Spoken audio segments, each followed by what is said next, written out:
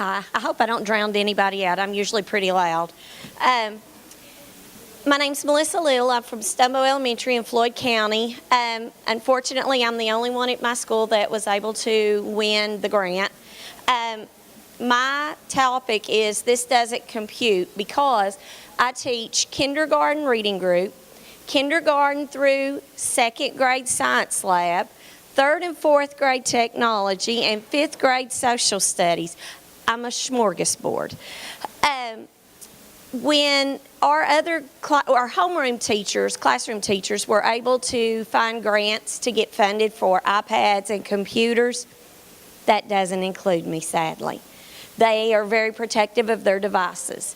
I don't blame them. So I needed devices that I could use, especially across the spectrum. It's kind of hard to go in there and beg and plead for their devices day in and day out. So this doesn't compute. We're doing coding with third and fourth grade, and they love it. They are able to get in there and problem solve.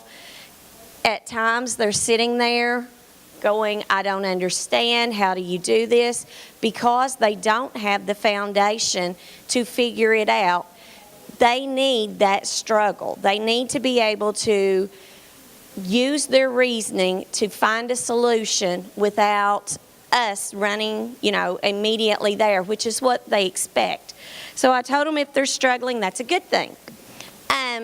They are allowed to have friends help, but mainly it's the productive struggle that we look for, and those puzzles are not meant to be solved in 5 minutes or even 50. Sometimes they take several days, which is another reason I need devices.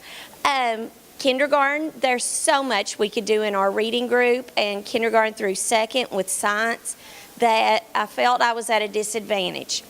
I'm buying 15 RCA small 7-inch tablets so that I can use. I have 13 in my reading group, so that will cover everybody.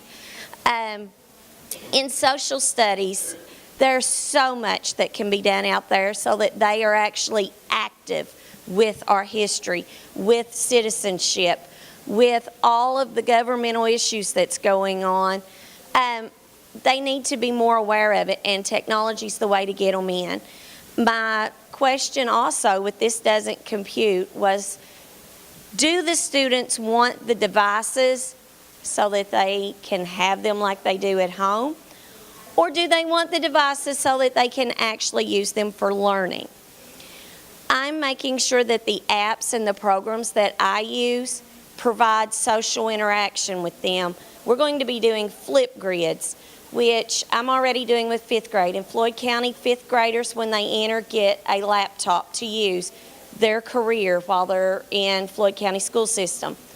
So my fifth graders are already using Flipgrids. They love it. It's kind of, well, I don't use the other media outlets, so I don't know how to compare it. But anyway, they get on there.